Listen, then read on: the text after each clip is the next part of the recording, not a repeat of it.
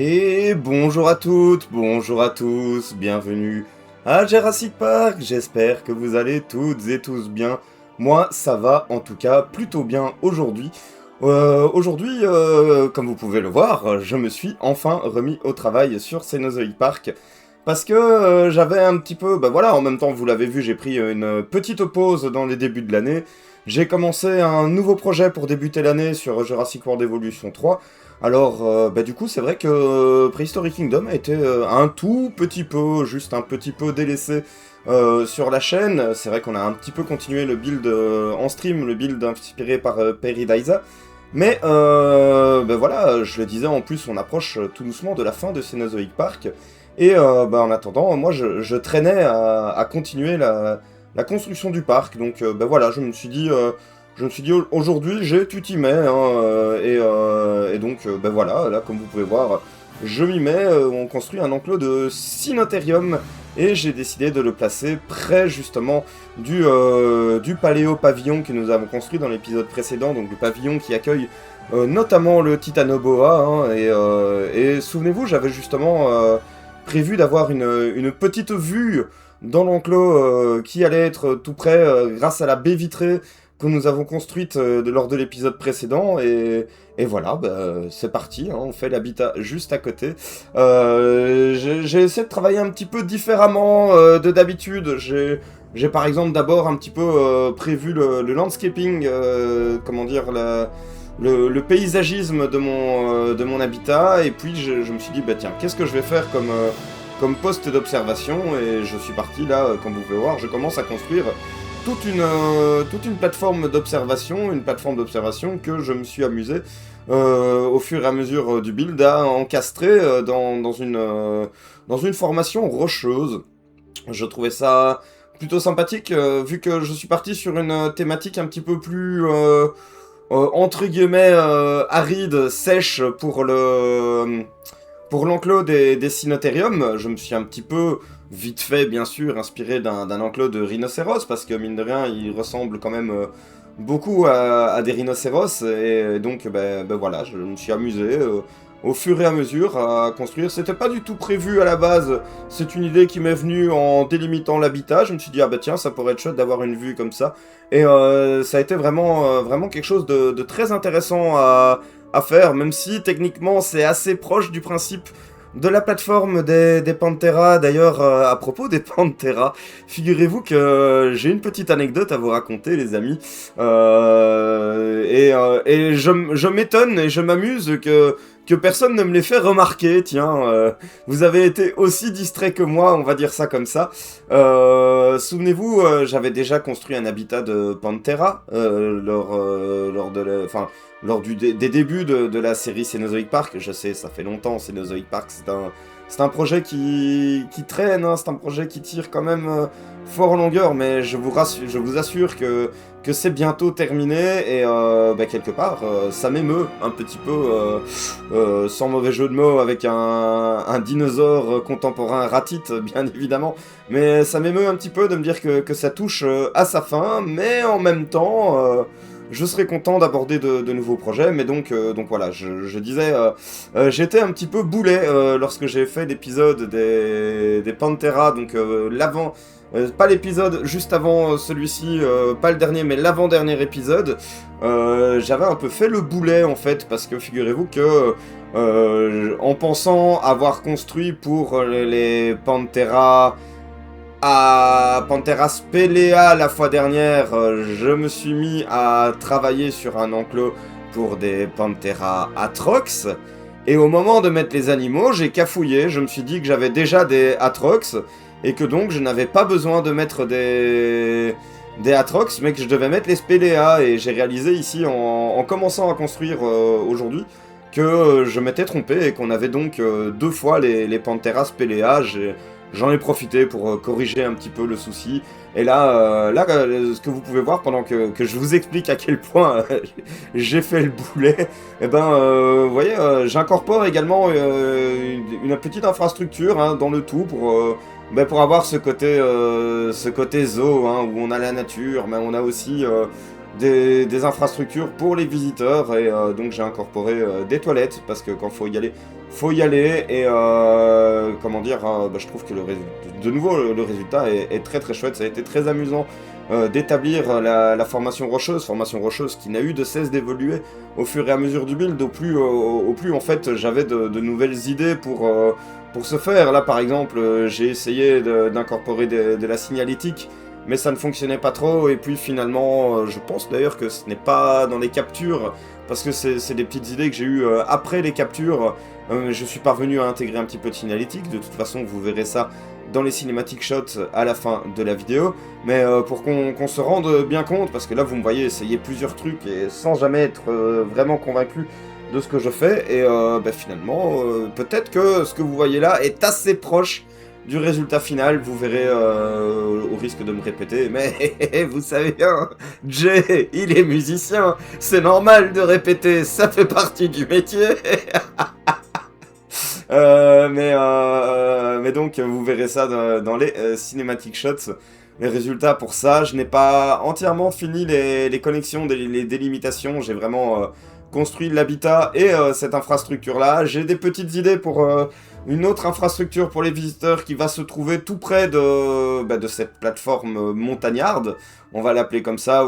Là, ici, j'étais hyper content du résultat quand j'ai essayé de faire un petit paravent, là, comme ça, avec ce toit de mousse comme ça. C'est vraiment très chouette, je trouve. Ça fonctionne très très bien, et je suis relativement content de la texture que ça vient apporter pour casser un petit peu la monotonie de la roche, alors que on est clairement dans la roche là pour le coup, quoi. Alors ça a été un petit peu compliqué de faire une chouette fermeture pour le tout, hein, pour que ça fasse naturel, sans que ça vienne gâcher la vue dans les toilettes en bas.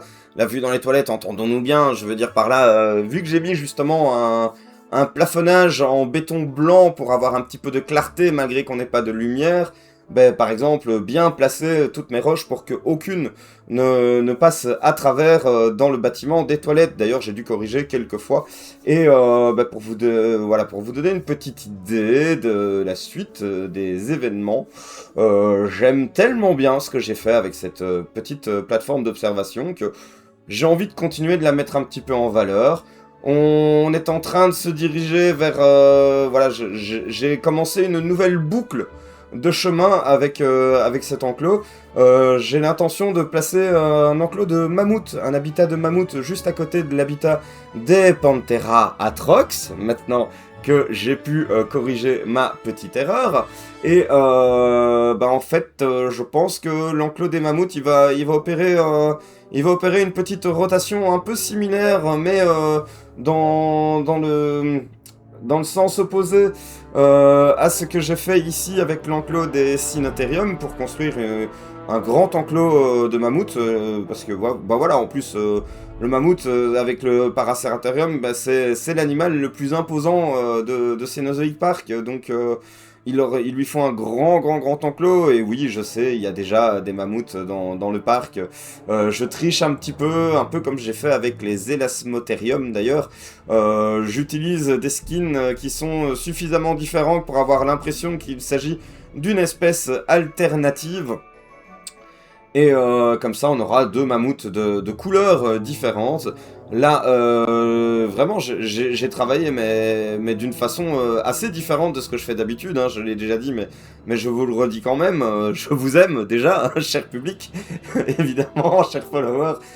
Ça me fait toujours très plaisir de vous voir sur les lives, de vous voir en retour sur les vidéos. Et d'ailleurs, on a tout récemment eu un petit changement sur la chaîne, étant donné que on a atteint le statut membre en fait sur la chaîne. Donc si vous le souhaitez, vous pouvez, pour la modique somme de 1 euro par mois, et je tiens à préciser que cela est entièrement optionnel, mais vous pouvez désormais, si vous le souhaitez, me soutenir davantage pour le prix d'1 euro par mois en devenant membre paléontologue de la chaîne. Bah voilà, moi tout gamin en fait, oui, comme c'est original, Jay, t'as mis le statut membre de ta chaîne, tu l'as appelé paléontologue, comme je ne sais combien de créateurs de contenu. Oui, Oui, oui, c'est vrai, c'est vrai. Impossible de vous dire impossible de nier ça, mais en même temps, moi justement, ce que je prends, enfin ce que j'aime beaucoup avec cette chaîne ici, avec Jurassic Park, avec ce que je partage avec vous, c'est que, ben voilà, tout petit, je rêvais d'être paléontologue, et finalement, la vie m'a dirigé vers d'autres types de choix de carrière, et c'est pas bien grave, la vie a trouvé son chemin, hein, voilà, je ne regrette pas les choix que j'ai faits. Mon parcours est parfois peut-être un petit peu trop sponsorisé par Ian Malcolm et sa théorie du chaos, mais je pense que je ne changerai rien à cela, parce que ça m'a également apporté de bonnes expériences. Et donc, comment...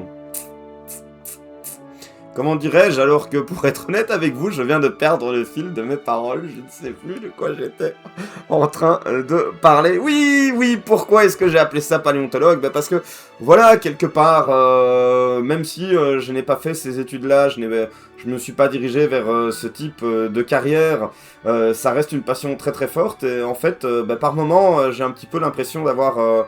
avec cette chaîne, avec Jurassic Park, voilà, comment je perdais le fil de mes pensées.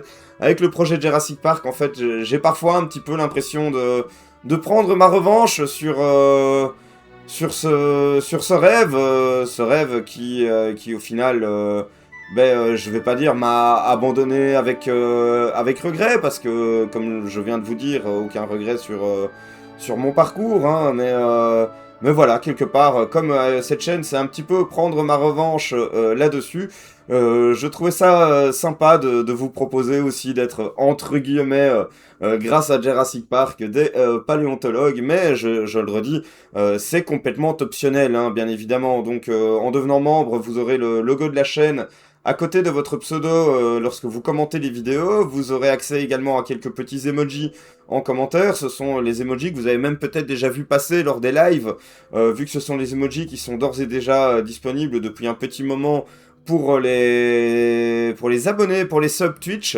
Et donc vous les retrouvez ici également pour pouvoir commenter les vidéos et utiliser le chat YouTube lors des lives. Vous les retrouvez également grâce au statut membre, mais de nouveau c'est sans obligation d'achat, bien c'est sûr, c'est clair et net. Voilà, de toute façon le plus beau soutien, le plus beau support que vous pouvez me faire, c'est celui que vous avez toujours appliqué, c'est d'être présent pour les vidéos, d'être présent pour les lives, de réagir à mes builds, de me dire ce que vous en pensez, et c'est le plus important, c'est le plus essentiel, et c'est d'ailleurs pour ça que les seuls avantages à devenir membre, ce sont vraiment le badge et les émoticônes. Je me refuse, en tout cas, à proposer des vidéos verrouillées derrière le paywall du statut membre. Il n'y aura pas de contenu premium, il n'y aura pas de live réservé aux abonnés non plus. Voilà, je préfère que tout le monde soit logé à la même enseigne, parce que voilà, tout le monde n'a pas spécialement la possibilité de soutenir un créateur de contenu, parce qu'après tout, il y a des choses quand même beaucoup plus importantes dans la vie, comme remplir son frigo par exemple, ou pouvoir payer le loyer. Donc voilà, ça me fait très très très plaisir que vous vous intéressiez à ce que je fais. Et donc, pour moi, c'est impensable, c'est improbable de verrouiller du contenu derrière ce statut. Donc voilà, si vous souscrivez au statut membre, que vous devenez des paléontologues Jurassic Park, eh bien merci beaucoup, ça me fait très très très plaisir, mais de toute façon, ce qui me fait le plus plaisir, au risque de nouveau de me répéter, et non, je ne referai pas la blague du musicien, c'est de toute façon que vous soyez là pour les vidéos, pour me présenter votre soutien comme vous l'avez toujours fait, et ça, vous l'avez toujours fait notamment si vous avez apprécié la vidéo, en laissant un petit like, le petit pouce bleu, le petit commentaire, en vous abonnant à la chaîne, en partageant la chaîne ou la vidéo. Voilà, c'est comme ça, c'est fait, hein. La transition, elle était toute trouvée, c'était une transition digne d'une hebdomadaire Gamecult de l'époque Puyo. Oh là là, c'est presque une transition Gaijin Dashesque ou Sumimasen Turbo. En tout cas, je vous laisse avec les cinématiques shots. À très bientôt à Jurassic Park.